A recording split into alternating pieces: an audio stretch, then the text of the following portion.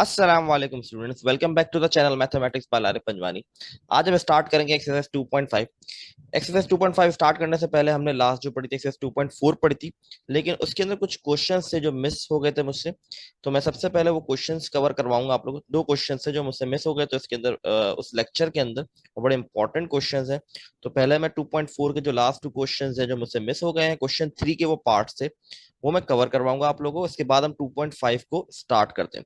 तो स्टार्ट करते हैं आज का लेक्चर।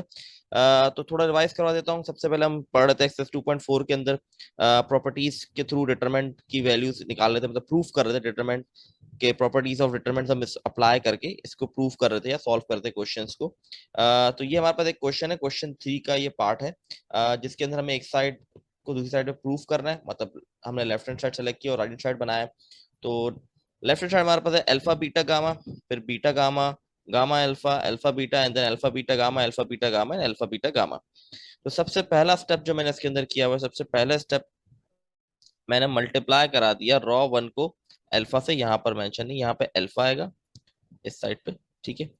तो मैंने सबसे पहले क्या किया, अल्फा को मल्टीप्लाई करा दिया, अल्फा आएगा, और रॉ टू को बीटा से और रॉ थ्री को गामा से। ये है हमारे पास लेफ्ट हैंड साइड, ठीक है। तो रॉ वन को मैंने मल्टीप्लाई करा अल्फा से, तो ये हो गया अल्फा स्क्वायर, ये हो गया अल्फा बीटा गामा, और ये हो जाएगा अल्फा स्क्वायर बीटा गामा, क्योंकि alpha multiply by alpha alpha square हो जाएगा। इसी तरीके से रॉ टू को मैंने मल्टीप्लाई करा बीटा से, तो ये हो गया बीटा स्क्वायर, ये हो गया alpha beta gamma, order wise लिखा हुआ नहीं, कोई मसले की बात नहीं। इसी तरह ये बन गया alpha beta square, then so on. जब गामा कराऊंगा तो gamma square alpha beta gamma and alpha beta gamma square. तो ये हमारे पास तरतीब आ गई। और हमने ये बाहर अल्फा बीटा गामा कहाँ से है, जब हमने मल्टीप्लाई किया, अगर कोई चीज मल्टीप्लाई करते हैं तो उसको डिवाइड भी करते हैं। तो हमने तीनों रॉज में, एक में अल्फा किया, एक में बीटा किया, एक में गामा किया है, तो वो चीज डिवाइड भी करेंगे हम बार। मैथमेटिकली रूल है, आपको चीज मल्टीप्लाई करें तो उसको डिवाइड भी करना जरूरी है, किसी को ऐड करते हो सब्ट्रैक्ट करना भी जरूरी होता है। तो ये रूल है, इसके मुताबिक हमने यहाँ बाहर लिखा हुआ है डिवाइड में अल्फा बीटा गामा, और ऊपर वन इसलिए क्योंकि जो ऊपर मल्टीप्लाई में अल्फा बीटा गामा थे वो अंदर जाके मल्टीप्लाई हो चुके हैं, ठीक है। फिर मैंने लिखा टेकिंग कॉमन फ्रॉम C2, मतलब कॉलम टू से कॉमन। अगर आप कॉलम टू देखें तो इसमें अल्फा बीटा गामा कॉमन आ रहा है, तो वो मैंने बाहर ले लिया, ये आ गया अल्फा बीटा बाहर, और यहाँ से ये कट डाउन हो गया। अब मेरे पास सिचुएशन बन गई, ये मैट्रिक्स बन गया। अब मैंने वही ऊपर वाला स्टेप वापस रिपीट किया। रॉ वन को मल्टीप्लाई करना है मुझे अल्फा से, और रॉ टू को बीटा और रॉ थ्री को गामा से। तो ये हो गया अल्फा क्यूब अल्फा, ये अल्फा क्यूब है, ठीक है, क्यूब है, alpha cube alpha, alpha square beta gamma. इसी तरीके से beta cube beta alpha beta, beta cube gamma, ठीक है। तो ये सो ऑन ही आ गया। अब मैंने मल्टीप्लाई किया है तो डिवाइड भी करना है, ठीक है। तो ये सारे हो गए मेरे पास alpha cube beta cube gamma cube. इसी तरह यहाँ पे हो गया alpha cube beta gamma, alpha beta cube gamma, alpha beta gamma beta gamma cube, ठीक है। तो ये अब मैंने फिर क्या किया, कॉमन ले लिया मैंने C3 से। पहले मैंने C2 से कॉमन लिया, अब C3 से कॉमन ले लिया। अब यहां से जब मैं कॉमन लूंगा, यहाँ पे है अल्फा क्यूब बीटा और गामा। जब मैंने अल्फा कॉमन लिया तो बचा अल्फा स्क्वायर, क्योंकि बीटा गामा बाहर चले गए और अल्फा तीन थे वो ऑलरेडी एक बार चले गया। इसी तरीके से जब यहाँ से कॉमन लूंगा तो अल्फा और गामा तो बाहर चले जाएंगे स्ट्रेट अवे, और बीटा क्यूब था तो बीटा स्क्वायर बच जाएगा। इसी तरीके से यहाँ पर भी गामा स्क्वायर बच जाएगा। तो यहाँ पर ये दोनों बाहर आ गए और ये ऑलरेडी कट डाउन हो गए। तो अगर आप स्टेप्स देखें तो बहुत रिपीट, पहले स्टेप पे हमने मल्टीप्लाई करा फिर कॉमन लिया C2 से, फिर हमने मल्टीप्लाई करा फिर कॉमन लिया C3 से। तो बड़े आसान स्टेप से, मुश्किल नहीं है इसके अंदर। अच्छा जी, अब यहाँ पर आ जाते हैं, ये तो कट डाउन हो जाएंगे। अब ये बच गया मेरे पास। अब अगर मैं इसको मैच करता हूँ अपनी राइट हैंड साइड से, तो कॉलम तो सेम आ गए लेकिन ऑर्डर वाइज नहीं है। मतलब कि जैसे कि यहाँ पर पहले लिखा है alpha cube beta cube gamma cube, यहाँ पे लिखा हुआ है लास्ट में, यहाँ पे लिखा हुआ है फर्स्ट में। तो मतलब कॉलम सही अरेंज नहीं है, तो हम इंटरचेंज अप्लाई करेंगे, इंटरचेंजिंग रूल अप्लाई करेंगे, इंटरचेंजिंग R1 एंड R3। मतलब सॉरी, यहाँ पे गलत लिखा है, R1 एंड R3 नहीं, C1 एंड C3 होगा। यहाँ पे प्लीज करेक्शन करनी पड़ेगी। तो यहाँ पर थोड़ी करेक्शन है, ये रॉ नहीं कॉलम होगा, column one and column three, ठीक है, column one and column three, ठीक है। तो कॉलम वन और कॉलम थ्री को हम इंटरचेंज कर देंगे, क्यूब वाले यहाँ चले गए और स्क्वायर वाले यहाँ आ गए, ठीक है, ये इंटरचेंज हुआ है। तो ये आ गया alpha square beta square gamma square, और ये हो गया alpha cube beta cube gamma cube. और यहाँ पर अगर आप देखें जो प्रूफ करना उसमें लास्ट में ही क्यूब वाली वैल्यूज है, ठीक है। तो alpha cube beta cube gamma cube तो ये तो आ गई। और एक और इंपॉर्टेंट चीज मैं आपको बता, जब आप इंटरचेंज करते हैं तो बाहर -1 लिखते हैं। तो हमने अभी एक इंटरचेंज किया तो बाहर -1 लिख देंगे, ठीक है। ये मैंने ब्रैकेट में लिख दिया -1। अब मैं वापस इंटरचेंज कर रहा हूँ, फिर यहाँ पर रॉ लिखा हुआ है, कॉलम आएगा, कॉलम 1 एंड कॉलम 2 को इंटरचेंज कर रहा हूँ। मतलब ये वाली चीज यहाँ आ जाएगी और ये वाली चीज यहाँ। तो यहाँ आ गया अल्फा बीटा गामा, और अगर आप मैच करें तो यहाँ भी अल्फा बीटा गामा चाहिए था। यहाँ पे आ गया alpha square beta square gamma square. और फिर वापस इंटरचेंज किया तो वापस -1 कॉमन आएगा। तो जब दो -1 बाहर आ जाएंगे तो -1 मल्टीप्लाई -1 क्या हो जाएगा, +1। इसलिए बाहर कोई भी साइन नहीं है, मतलब नेगेटिव साइन नहीं लिखी हुई जब मैंने प्रूफ करके एंड में लिखा ऑलरेडी। जब भी याद रखें, जब भी आप इंटरचेंज करेंगे किसी रॉ को या कॉलम को, आप बाहर -1 लिखेंगे। -1 लिखा, एक बार इंटरचेंज किया, फिर वापस इंटरचेंज किया तो वापस -1 लिखा, तो -1 मल्टीप्लाई -1 +1 हो गया। और जब हमने इंटरचेंज किया तो ये हमारे पास answer at the end prove हो गया। हमने left hand side right hand बना दी, लेफ्ट को राइट हैंड साइड बना दिया, तो ये हैंस प्रूव हो गया। एक और पार्ट है जो मिस हो गया था मुझसे, वो भी कर लेते हैं इसको, वो भी बड़ा इंपॉर्टेंट पार्ट है। अच्छा जी, वो ये क्वेश्चन है, बड़ा आसान है, मुश्किल नहीं है। इसको हमें इसमें प्रूफ करना है या इसमें प्रूफ करना है, मैं दोनों साइड्स बनानी है, मैं तीनों साइड को लेके चलना है। तो सबसे पहले मैंने ले लिया लेफ्ट हैंड साइड डी, ठीक है, यहाँ लिख देंगे LHS। फिर मैंने लिखा taking common A from R1, B from R2 and C from R3। मतलब रॉ 1 से मैं A कॉमन ले रहा हूँ, रॉ 2 से मैं B कॉमन ले रहा हूँ, और रॉ 3 से मैं C कॉमन ले रहा हूँ। तो यहाँ पर कॉमन अगर मैं रॉ 1 से A कॉमन लेना चाहूँ, कॉमन आ नहीं रहा, ठीक है। अब हम कॉमन लेंगे, एक तरीके से जबरदस्ती कॉमन ले रहे हैं, तो फिर क्या सिचुएशन बनेगी वो देखते हैं। जब मैंने A बाहर कॉमन लिया, यहाँ पे क्या लिखा हुआ था 1, अब यहाँ से कॉमन नहीं आ रहा है तो आप डिवाइड में लिख देंगे। ये रूल है मैथमेटिकली कि अगर कॉमन नहीं आ रहा है, आप एक तरीके से जबरदस्ती कॉमन ले रहे हैं इसके अंदर, तो यहाँ 1 के नीचे लिख दिया A, क्योंकि आपने कॉमन था नहीं, आपने कॉमन लिया है, तो 1/A आ गया, प्लस A ऑलरेडी है और वो बाहर जा चुका है तो 1 आ गया, ठीक है। इसी तरह यहाँ भी 1 लिखा था तो 1/A हो गया, यहाँ भी 1 था 1/A हो गया। तो जब कॉमन नहीं निकल रहा होता, हम खुद कॉमन ले रहे होते हैं इक्वेशन से, तो हम डिवाइड में लिख देते हैं वो चीज। तो जहां जहां 1 होगा वहां डिवाइड में वैल्यू आ जाएगी, और जहां वो वेरिएबल अवेलेबल होगा वहां पे 1 हो जाएगा। जैसे कि मैं एक और दिखाया, तो ये देखिए, ये है 1, 1 + B और 1। 1 के नीचे B आ गया, 1/B हो गया। इसी तरह 1 के नीचे 1/B आ गया, और यहाँ B लिखा था, ये 1 हो गया क्योंकि B ऑलरेडी कॉमन में जा चुका है, और ये 1 की जगह 1/B आ गया। सो ऑन C के साथ भी हमने यही स्टेप्स अप्लाई किए। तो मेरे पास बाहर कॉमन आ गया ABC, तो मैंने ABC तो बना दिया। अब मुझे बाकी ये चीज बनाना रह गई है, 1 + 1/A + 1/E + 1/C, adding R2 and R3 in R1। मतलब मैं रॉ 2 और रॉ 3 को ऐड कर रहा हूँ R1 के अंदर। अब इसको थोड़ा मैं आपको समझा देता हूँ। जैसे R2 और R3, तो पहले R2 को करते हैं। मैं इसको ऐड करूंगा तो यहाँ पे आ जाएगा +1/B, मैं इसको ऐड करूंगा तो आ जाएगा +1/C, ठीक है।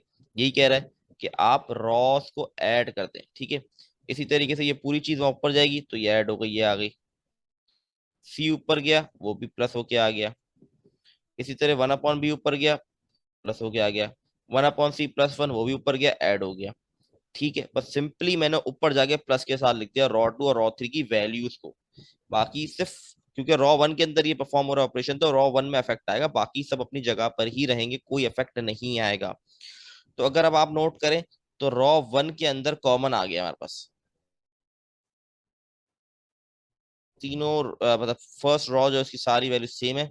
भले ऑर्डर, क्योंकि सब प्लस में, तो ऑर्डर 1 बाद में लिखा हो, पहले लिखा हो 1/A, पहले लिखा हो 1/B, बाद में लिखा हो, तो उससे कोई फर्क नहीं पड़ेगा क्योंकि सब पॉजिटिव है। तो मैंने लिखा टेकिंग कॉमन फ्रॉम R1, जब R1 से कॉमन ले तो मेरे पास आ गया 1 + 1/A + 1/B + 1/C। तो अंदर बच गया 1, 1 एंड 1। देखा जाए तो हमारे पास ये प्रूव हो चुका है, लेकिन हमारे पास अभी भी ये मैटर्स बाकी है। ये इसको एटलीस्ट हमें किसी जगह 1 करना है ताकि हमारे पास ये आंसर प्रूव हो जाए जो हमें बनाना है। तो उसके लिए मैंने सबसे पहले किया सब्ट्रैक्ट C2/C1, ठीक है, सब्ट्रैक्ट किया। फिर C3/C1, ये दो स्टेप मैंने अप्लाई किए सब्ट्रैक्शन के। जिसके बाद जो मेरे पास डिटरमिनेंट बना वो ये बन गया, ठीक है। सब्ट्रैक्शन के बाद मेरे पास डिटरमिनेंट ये बन गया।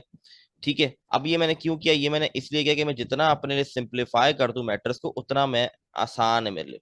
मुझे अपने लिए मैटर्स को आसान बनाना है ताकि जब मैं एंड में डिटरमिनेंट लूं तो आसान हो। हम यहाँ भी डिटरमिनेंट ले सकते हैं, लेकिन हमें कोशिश करनी है सिंप्लीफाई, जितना सिंप्लीफाई हम कर सकते हैं, जितना हम डिटरमिनेंट की प्रॉपर्टीज अप्लाई करके उसको सिंप्लीफाई करो उतना अच्छा है। ठीक है, मैंने सबसे सब्ट्रैक्ट किया C2 को C2/C1 और C3/C1। तो जब मैंने सब्ट्रैक्ट करने के बाद देखा तो मेरे पास मैट्रिक्स कुछ इस फॉर्म में बन गया। अब यहाँ पे जब देखें पहली वैल्यू है, इसका डिटरमिनेंट आएगा, बाकी दोनों जीरो है तो इसका वैल्यू आएगी ही नहीं।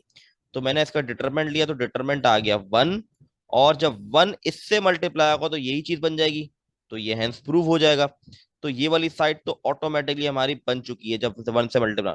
अब मुझे ये साइड बनानी, ये कैसे बनेगी कि गौर से देखिएगा स्टेप, ये इसी फॉर्म में बनेगी जैसे कि ये एबीसी है। जब एबीसी आप मल्टीप्लाई कराएंगे 1 से तो बन जाएगा एबीसी। जब एबीसी आप मल्टीप्लाई कराएंगे 1/a से तो ये इस तरीके से बन जाएगा ABC/A। ठीक है, ए से ए कट जाए क्या बचेगा, BC, ये आ गया BC। जब आप ABC बी से मल्टीप्लाई 1/B से मल्टीप्लाई कराएंगे क्या बन जाएगा ABC/B। बी से बी कट गया, बच गया हमारे पास C है या AC, दोनों एक ही चीज है। इसी तरीके से ABC को C 1/C से मल्टीप्लाई करेंगे बन जाएगा ABC/C। C से C कट गया, बच गया हमारे पास AB। तो ये ऑटोमेटिक जब आप राइट हैंड साइड ले आएंगे ABC 1 + 1/A + 1/C, तो फिर जो लास्ट वाली फॉर्म है वो ऑटोमेटिकली बन जाएगी मल्टीप्लाई करने से ही। तो ये दो क्वेश्चन से जो मिस हो गए थे मुझसे, तो मैंने कैसे पढ़ा दूं, बहुत इंपॉर्टेंट क्वेश्चन है पेपर को पढ़ने से। मैंने आपको पहले ही बताया कि 2.4 जो है वो शॉर्ट में इंशाल्लाह जरूर आती है। तो प्लीज इसकी प्रिपरेशन अच्छे से करें ताकि आप इसमें नंबर गेन कर सकें। बहुत आसान एक्सरसाइज है। ठीक है, तो स्टार्ट करते हैं 2.4 का टॉपिक हम। अच्छा जी, 2.5, सॉरी 2.4 यहाँ पर हमारी कंप्लीट होकर 2.5 को स्टार्ट करते हैं। कुछ ऑपरेशंस हैं, raw operation on matrix, raw और कॉलम के कुछ ऑपरेशंस हैं जो लिखे हुए हैं मैं आपको पढ़ के बता देता हूँ। There 3 elementary row operation, 3 elementary row operation है। Interchanging of any two rows, this is usually denoted by RIJ which means interchanging RINJ। अच्छा, कह रहे हैं इंटरचेंजिंग रूल बता रहा है कि इंटरचेंज का टू रॉस, दो रॉस को अगर आप इंटरचेंज करते हैं तो इस तरीके से लिखा जाता है RIJ, मतलब फॉर्म जैसे रॉ 1 और रॉ 2 कर रहा हूं तो R12 लिखूंगा, और रॉ 2 और रॉ 3 को करूंगा तो R23 लिखूंगा। ठीक है, तो इंटरचेंजिंग के रूल बता रहा है, जैसे कि यहाँ पर एक एग्जांपल गिवन है मुझे। ये एक सेट है 3 2 1 1 4 -1 2 3 0। इसमें इंटरचेंज किया गया रॉ 1 और रॉ 2 को, ये साइन का इस्तेमाल किया है। जो बता रहा है इसमें क्या चीज है, चेंज आया, मतलब मैट्रिक्स का चेंज आया। तो यहाँ पर क्या हो रहा है, आप देखिए रॉ 1 रॉ 2 बन गया है और रॉ 2 रॉ 1 बन गया है। तो इसको हम लिखेंगे R12। ठीक है, तो ये पहला रूल है कि इंटरचेंज दो रॉस कर रहे हैं इस तरीके से। अगला रूल लिखा हुआ multiplication of a raw bye non zero scalar, मतलब किसी रॉ को मल्टीप्लाई करा रहे हैं नॉन जीरो नंबर से। This is usually denoted bye KRI which mean RI multiply by K।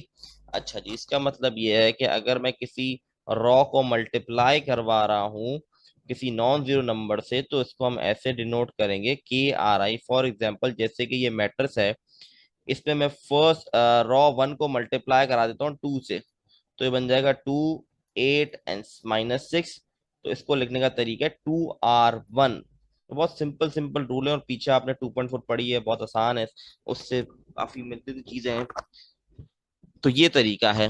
ठीक है, लिखने के तरीके बताया जा रहा है किस तरीके से लिखना होता है। ठीक है, लास्ट रूल हमारे पास है addition of any multiply of one row to another row of a matrix, this is usually denoted by R1 + KRJ which mean KRJ is added to RI। अच्छा जी, अगर किसी ऐसे मैट्रिक्स जो किसी से मल्टीप्लाई हो रहा है इसको ऐड करना है तो हम इस तरीके से लिखेंगे R2 + 2R1। ठीक है, कुछ इस तरीके से हम इसको लिखेंगे एडिशन की फॉर्म में। ठीक है, आई होप आप लोगों को क्लियर होंगी चीजें, बड़ी आसान है रूल, कोई मुश्किल रूल नहीं है। ठीक है, आगे मूव करते हैं हम लोग। अब है कॉलम ऑपरेशन। अच्छा, बिल्कुल बिल्कुल इसके ऐसी जैसे है, कोई इसमें कोई नई चीज नहीं है। इंटरचेंजिंग ऑफ टू कॉलम तो इस तरीके से लिखा जाएगा। Multiplication of column by non zero scalar तो इस तरीके से, बस आर की जगह सी लिख देंगे। Addition of any multiply of one column to another column CI + CJ KCJ, where CI CJ are any two column and K is a non zero scalar. तो बिल्कुल वही रॉ समझ आ गया तो कॉलम समझने में मुश्किल नहीं होगी आपको, ये बहुत आसान है। बस थोड़ी सी आपको कंसंट्रेशन समझना पड़ेंगी चीजें, और प्रैक्टिस करेंगे तो ऑटोमेटिकली आपको क्लियर हो जाएंगी चीजें। तो आगे मूव करते हैं। ये reduce a matrix, echelon form of matrix. अच्छा जी, इक्लॉन फॉर्म ऑफ मैट्रिक्स है अब मैट्रिक्स ए। अब ये क्या होता है इसको पढ़ के मैं आपको समझाने की कोशिश करता हूँ। अब matrix A of order m multiply by n is called row echelon form if it has the following structure. अब इसकी कुछ स्ट्रक्चर है, कुछ पॉइंट्स हैं या कुछ प्रॉपर्टीज हैं जिसकी बेस पर हम इसको कहते हैं इक्लॉन फॉर्म ऑफ मैट्रिक्स। फर्स्ट जो इसका है बड़ा इंपॉर्टेंट है, ये समझना बहुत जरूरी है। मैं आपको अभी से कह रहा हूँ कि बहुत इंपॉर्टेंट टॉपिक्स हैं। जो 2.5 है बड़ी इंपॉर्टेंट है। ये पुरानी बुक में नहीं थी, ये एक तरीके से नया टॉपिक है जो इंक्लूड किया गया है। ये यूनिवर्सिटी लेवल पे भी ये टॉपिक पढ़ाया जाता है, लेकिन हमारी पुरानी ओल्ड बुक्स में ये टॉपिक नहीं था। अब बुक चेंज हुई है तो इसके अंदर टॉपिक ऐड किया गया, बहुत अच्छी बात है ऐड किया गया। तो इसकी कुछ properties, echelon form of matrix क्या होता है देखते हैं। The first non zero entry in any row is one that is leading entry. अब ये बड़े इंपॉर्टेंट पॉइंट है, गौर से लो। The first non zero entry, मतलब जो पहली एंट्री होगी, नॉन जीरो मतलब जीरो नहीं, जीरो से हट के जो पहली एंट्री होगी रॉ के अंदर, इन एनी रॉ, किसी भी रॉ के अंदर, is one that is leading entry. अब ये कहना क्या चाह रहा है, कह रहा है जैसे ये रॉ है, सही है, रॉ के अंदर जो पहली वैल्यू होगी, जीरो को हटा के, अगर जीरो आ रहा है तो वो समझे वो उसमें पार्ट नहीं है, जीरो को हटा के जो पहली वैल्यू होगी रॉ के अंदर वो वन होनी चाहिए, जिसको हम कहेंगे लीडिंग एंट्री। मतलब पहली एंट्री होती है लीडिंग एंट्री कहलाती है। जैसे कि अगर मैं यहाँ देखूँ, ये देखें, ये लीडिंग एंट्री है मैट्रिक्स की, जीरो को हटा के, जीरो को काउंट नहीं करेंगे हम, तो ये वन। तो पहली प्रॉपर्टी कहती है कि वन होना चाहिए। दूसरी property, all entries below the leading entry must be zero. फिर repeat, all entry below the leading entry must be zero. मतलब लीडिंग एंट्री क्या है, ये है। तो कह रहा है all the entries below the leading entry, below मतलब नीचे, जो भी लीडिंग एंट्री होगी उसके नीचे जितनी वैल्यू वो जीरो होनी चाहिए, जीरो होनी चाहिए। फिर रिपीट कर रहा हूँ, जो भी लीडिंग एंट्री होगी वो होनी वन चाहिए। पहला तो रूल कहता है कि इक्लोन फॉर्म ऑफ मैट्रिक्स के अंदर जो लीडिंग एंट्री होगी रॉ के अंदर वन होनी चाहिए। और दूसरा इसकी प्रॉपर्टी या कुछ स्ट्रक्चर कहता है, वो ये कहता है कि जो लीडिंग एंट्री होगी उसके नीचे वाली वैल्यू जीरो होनी चाहिए। जैसे कि यहाँ देखिए वन लिखा हुआ, लीडिंग एंट्री ये जीरो है। इसी तरीके से यहाँ की लीडिंग एंट्री ये है, इसके नीचे भी जीरो है। ठीक है, और ये तो सारे ही जीरो, तो इसको कोई काउंट नहीं करेंगे। ठीक है, दो इंपॉर्टेंट स्ट्रक्चर, पहला ये कि लीडिंग एंट्री वन होनी चाहिए, दूसरा ये लीडिंग एंट्री के नीचे वाली वैल्यू जीरो होनी चाहिए। लास्ट वाला, every non zero row in the matrix precede every zero row if there is any. मतलब ये कहना चाह रहा है कि every non zero row in a matrix precedes every zero row if there any. Every non zero row, अगर कोई non zero row है in matrix proceed every zero row if there any. अच्छा भाई, सिंपल हमारे पास क्या पे आ गया, हमारे पास last point, every non zero row in a matrix proceed every zero row if there any. तो इस तरीके से हमारे पास ये तीन प्रॉपर्टीज हैं। ठीक है, जैसे कि यहाँ पर बताया गया वन के नीचे दो जीरो है, इसके नीचे एक जीरो और उसके बाद कोई लीडिंग एंट्री नहीं है। ठीक है, अब इसमें क्या मतलब है देख लेते हैं। अब एग्जांपल्स को हम गो थ्रू करते हैं। सबसे पहली एग्जांपल यहाँ पर देखिए, तीनों प्रॉपर्टीज मैच करते हैं। The first non zero, the first non zero entry raw is leading one. तो लीडिंग एंट्री वन होनी चाहिए, तो लीडिंग एंट्री यहाँ पर तो वन है, तो पहली देखिए यहाँ पर भी वन है, और ये तो सारी जीरोज है तो इनको देखने का जरूरत नहीं है। तो लीडिंग एंट्रीज तो वन है। All entries below the lead must be zero, इसके नीचे जीरो है, इसके नीचे भी जीरो है। तो ये हमारे पास प्रॉपर्टी मैच कर रही है सारी। तो इसी तरीके से यहाँ पर देखें, और ये भी बड़े इंपॉर्टेंट देख लें, यहाँ पर दो जीरो है, यहाँ पर एक जीरो है, फिर जीरो खत्म। इसी तरीके से ये भी देखना, ये भी देखते हैं। ठीक है, तो ये इक्लॉन फॉर्म कहलाएंगे दोनों। ये दोनों यहाँ भी देखिए, लीडिंग एलिमेंट वन है और ये वन है, इसके नीचे जीरोस भी हैं। तो ये हमारा इक्लॉन फॉर्म ऑफ मैट्रिक्स कहलाएंगे। अब जो नहीं है वो देख लेते हैं इसको।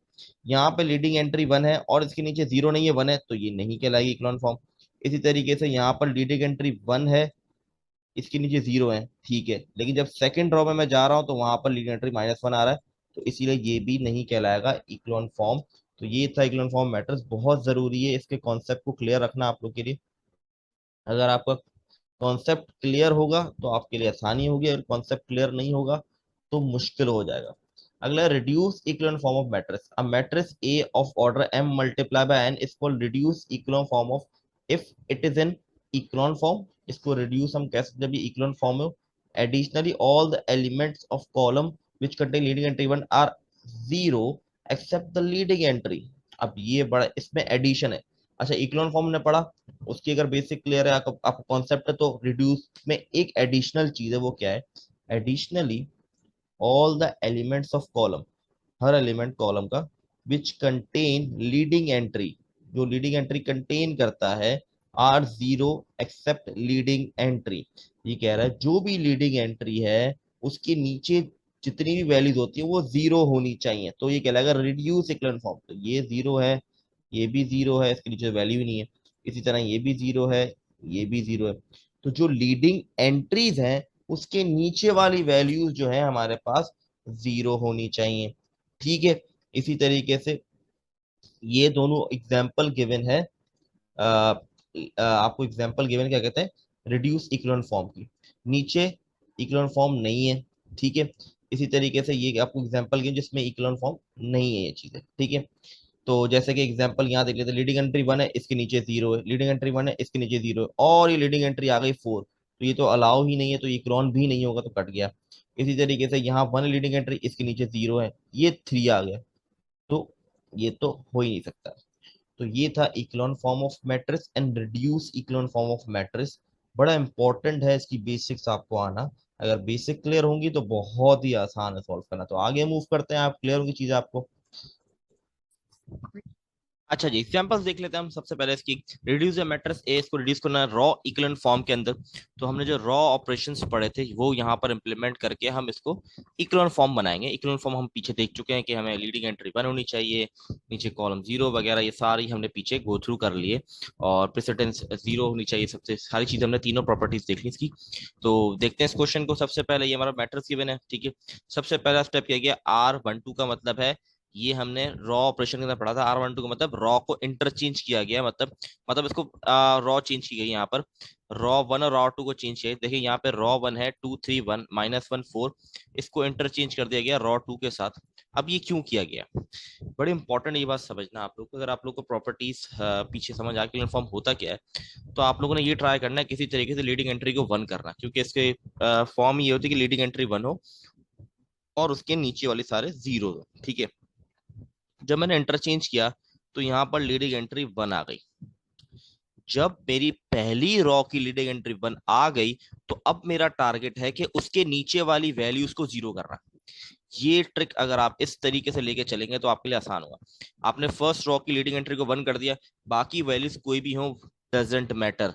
अब आपने करना है लीडिंग एंट्री जो है उसकी नीचे वाली वैल्यूज को वन जीरो करना है, सॉरी, ठीक है। तो यहाँ पर मुझे टू को और थ्री को जीरो करना है, तो हमने ये अप्लाई किया, ये भी रॉ प्रॉपर्टी है। तो हमने सबसे पहले क्या किया, R two plus minus two R one, मैंने ये किया, ठीक है। तो इसमें हुआ क्या, यहाँ पे बेसिकली माइनस टू मल्टीप्लाई होगा रॉ वन से और प्लस हो जाएगा आर टू से। जब माइनस टू मल्टीप्लाई होगा रॉ वन से तो उसकी वैल्यू क्या हो जाएगी, मैं आपको पहले बता दूं सब। तो पहले माइनस टू को मल्टीप्लाई करा रॉ वन से, बेसिकली ये पूरा ऑपरेशन रॉ टू के ऊपर अप्लाई होना है, लेकिन मैं तोड़ तोड़ के आपको समझाने की कोशिश कर रहा हूँ। Minus two multiply by raw one, तो माइनस टू मल्टीप्लाई करेंगे तो बन जाएगा माइनस का टू, ये वैल्यूज है, ये देखें ये वैल्यूज है। ये हो जाएगा प्लस का टू, ये हो जाएगा प्लस का फोर, और ये सिक्स। तो ये वैल्यूज बन गई। जब मैंने माइनस टू को रॉ वन से मल्टीप्लाई किया, इसको ऐड करना है रॉ टू के अंदर। रॉ टू मेरे पास ये रही, तो two minus two, three plus two, फिर हमारा minus one plus four and six plus four. तो अब ये तो हो गया जीरो, ये हो गया फाइव, ये हो गया थ्री, और ये हो गया टेन। तो मेरे पास वैल्यू आ गई zero five three and ten. तो यहाँ पर आ गया zero five three and ten, और यही मुझे करना था कि लीडिंग एंट्री के नीचे जीरो करना था, ये मैंने कर दिया। अब मैं इस पे एक और अप्लाई किया गया, वापस रॉ थ्री को भी जीरो कर दिया गया है, बिल्कुल इसी तरीके से। यहाँ पर लिखा हुआ था थ्री, इसीलिए माइनस थ्री कर दिया गया, क्योंकि थ्री जो है वो माइनस थ्री के साथ होगा तभी वो जीरो होगा।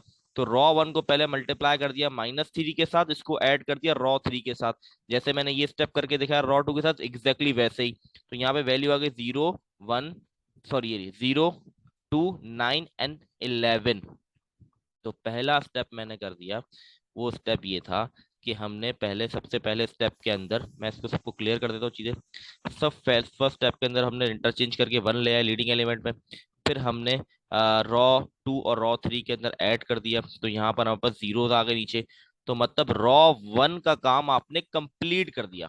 अब आपकी क्या बारी है, अब रॉ 2 पे आ जाएंगे। अब रॉ 1 कंप्लीट हो गई क्योंकि आपने लीडिंग एलिमेंट 1 लिया और नीचे 2 जीरो आ गए, बात खत्म हो गई। अब आप लोग आ जाएंगे सेकंड पे। सेकंड में मेरे पास है 0, 5, 3, 10। अब मुझे 5 को किसी तरीके से 1 बनाना है, तो उसके लिए एक ही तरीका है कि मैं रॉ 2 को डिवाइड कर दूं 1/5 से। जब 1/5 से डिवाइड करूंगी तो यहाँ पे 5 था, तो 5 डिवाइड बाई 5 1 हो जाएगा। ये हो गया 3/5, और यहाँ पे था मेरे पास 10, तो 10 डिवाइड बाई 5 किया तो आ गया 2 आ गया। तो ये भी 1 हो गया। अब सेकंड चीज क्या है, 1 है तो नीचे जीरो करना बड़ा जरूरी है। सही है, क्योंकि नीचे जीरो करना है। तो मैंने क्या किया, यहाँ पे गौर से देखें, मैंने रॉ 2 को मल्टीप्लाई कराया -2 से और प्लस करा दिया रॉ 3 से। तो रॉ 2 से माइनस माइनस टू को मल्टीप्लाई करूंगा रॉ 2 से, ठीक है। तो हमारे पास कुछ इस तरीके की सिचुएशन बन जाएगी, और फिर इसको रॉ 3 से ऐड कराऊंगा तो हमारे पास नीचे ऑटोमेटिकली जीरो आ जाएगा, क्योंकि -2 + 2 जीरो होता है। तो ये ऑटोमेटिकली जीरो आ गया। जैसे मैंने आपको भी ये सॉल्व करके दिखाया था, बिल्कुल एग्जैक्टली वैसे ही करना है, और आप खुद करेंगे तो आपकी प्रैक्टिस अच्छी होगी। कुछ नहीं है, प्लस माइनस की गेम है। ज्यादा कुछ ऐसी चीज नहीं है कि आपको मुश्किल हो। इंटर के स्टूडेंट है, ये सब चीजें आनी चाहिए, कोई मुश्किल चीज नहीं है, ठीक है। बस कॉन्सेप्ट समझ आ गया तो बहुत आसान है, ठीक है। तो नीचे आ गया जीरो, ये मेरा काम हो गया डन, ठीक है। मैं इसको क्लियर कर देता हूँ। तो सेकेंड रॉ भी डन हो गई। अब थर्ड पे आते हैं। थर्ड में मुझे इसको क्या बनाना है, 1 बनाना है। इसको 1 बनाया तो मैंने क्या किया, मल्टीप्लाई कर दिया 5/39 से। 39/5 से 5/39 से मल्टीप्लाई कर दिया। जब वो मल्टीप्लाई करेंगे तो ये तो हो जाएगा 1, और इसको मल्टीप्लाई करेंगे बन जाएगा 35/39। इसके नीचे कोई रॉ है नहीं, तो ये हमारा बन गया, it is an equivalent form of given matrix. Leading element 1, 1, 1 और नीचे 0, 0 एंड देन सो ऑन। तो ये था हमारा सवाल। ये जब तक आप इसके कॉन्सेप्ट को नहीं समझेंगे, प्रैक्टिस नहीं करेंगे, जब तक क्लियर नहीं होंगी। कंफ्यूजन होती हैं स्टूडेंट्स को, पहली बारी में नई चीज है, पहली बार में मसले होंगे, पहले कभी पढ़ा नहीं इक्विवेलेंट फॉर्म। लेकिन जितनी प्रैक्टिस करेंगे उतने आपके कॉन्सेप्ट, उतने आपकी अच्छी प्रैक्टिस होगी, तो उतने ज्यादा ही आप अच्छी तरीके परफॉर्म कर पाएंगे। जो भी आपको मैटर्स के अंदर वैल्यू दे दी जाए, कॉन्सेप्ट क्लियर होगा तो आप कर सकेंगे। तो मूव करते हैं आगे। अच्छा, find the reduce equivalent form of matrix. Reduce equivalent form बनाना है हमें, बिल्कुल यही तरीका अप्लाई करना है, क्योंकि 1 के नीचे जीरो लाना है आपने। सही है, तो यहाँ पर जैसे पहले 2 जीरो आए तो बाद में 1 जीरो आ जाए, फिर सो ऑन। तो इस तरीके से मूव ऑन करके इक्विवेलेंट फॉर्म बनानी है हमें। जैसे कि हमने देख लिया था रिड्यूस, ये देख लें, रिड्यूस इक्विवेलेंट फॉर्म के अंदर अगर आप देख लें, addition all the element of column which contain leading 1 0 expect the leading entry. तो ये जीरो बना देती है, सही है। जो भी लीडिंग एलिमेंट्स होते हैं उसके नीचे वाले जीरो। और अगर आप गौर करें तो बड़े जैसे यहाँ पर 2 जीरो तो यहाँ पर 1 हो गया, जैसे यहाँ पर 2 है यहाँ पर 1 हो गया, यहाँ पर खत्म हो गया। इसी तरीके से हमको लेके चलना पड़ता है। तो इसको देख लेते हैं, मैंने ये बताया था, फिर रिपीट कर रहा हूँ। तो आगे एक सवाल को फिर देख लेते हैं। अच्छा जी, इस सवाल के अंदर सबसे पहले आपको ये दिख रहा है 1 यहाँ पर है, तो सबसे पहले इसको मैं ले जाऊंगा ऊपर। तो यही मैंने किया, रॉ 1 रॉ 3 कर दिया, ठीक है।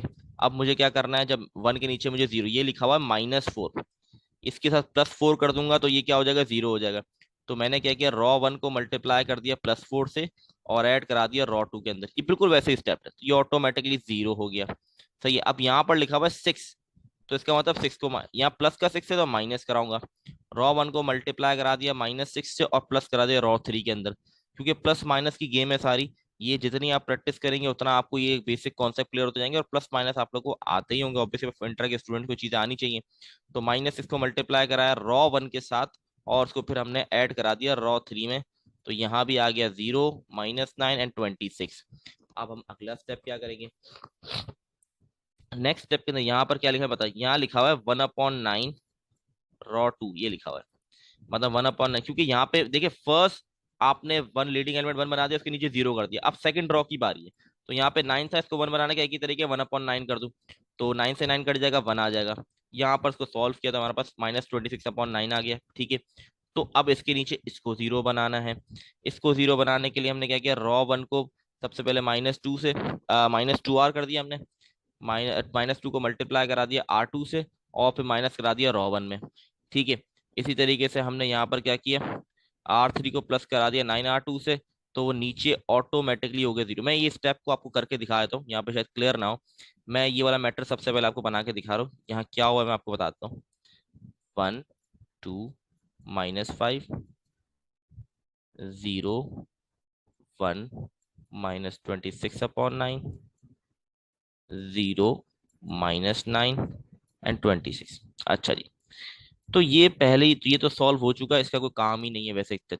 अब मुझे इसको किसी तरीके से जीरो बनाना है, क्योंकि यहाँ पे वन है, वन के नीचे जीरो होना चाहिए और वन के ऊपर भी जीरो होना चाहिए। क्योंकि रिड्यूस इक्विवेलेंट फॉर्म कहता है जो लीडिंग एलिमेंट है उसके कॉलम की बाकी वैल्यू जीरो हो। ये बड़ा यही डिफरेंस है इन दोनों में, इक्विवेलेंट फॉर्म और रिड्यूस इक्विवेलेंट फॉर्म में। अच्छा जी, सबसे पहला स्टेप क्या है, R1 -2R2। ये क्या किया देखते हैं। पहले क्या किया, R2 को मल्टीप्लाई कराया 2 से, -2 से, तो ये हो गया 0 -2। और हमारे पास आ गया -2 मल्टीप्लाई करेंगे तो हमारे पास आएगा माइनस कराया तो ये इसमें मैं एलसीएम लेना पड़ेगा यहाँ पर। ठीक है, 9 2 18, तो -30 बन जाएगा, -44/9 बन जाएगा कुछ इस तरीके से। ठीक है, तो यहाँ पर हमारे पास जो वैल्यूज आएंगे इसको मैंने ऊपर जाके R1 के साथ कर देना है। ठीक है, जब R1 के साथ मैंने इसको किया तो ये हो गया 0, ये हो गया 7/9। इसको सिंप्लीफाई किया गया और कोई इतना मुश्किल स्टेप नहीं है। सही है, तो ये हमारे पास हो गया 0। यहाँ पर देखें ये हो गया 0। ठीक है, मेन स्टेप ये था, तो ये मैंने 0 कर दिया। क्योंकि लीडिंग एलिमेंट 1 है, उसके कॉलम की बाकी वैल्यू 0 होनी चाहिए, इसीलिए ऊपर वाले को 0 करना बड़ा कंपलसरी था, इसलिए 2 को भी मैंने 0 कर दिया। फिर किया गया R3 + 9R2। सही है, R2 को मल्टीप्लाई कराया 9 से और उसको प्लस करा दिया R3 के साथ, ताकि नीचे वाला 0 हो जाए। तो ये भी जब इसको प्लस कराया तो यहाँ पे 1 था, तो 9 1 था 9 हो गया, और नीचे आके +9 और -9 कट के 0 हो गया। इसी तरीके से अगर आप नीचे वाली वैल्यूज देखें तो सारी की सारी 0 हो जाएंगी ऑटोमेटिकली, क्योंकि 9 से मल्टीप्लाई करेंगे 9 9 कट जाएगा, माइनस का 26 बच जाएगा, माइनस का 20 नीचे आके ऐड करेंगे तो -26 + 26 भी कट जाएगा, और -9 + 9 भी कट डाउन हो जाएगा। तो नीचे वाली रॉ हो गई 0, और मेन हमारा प्रूफ हो गया।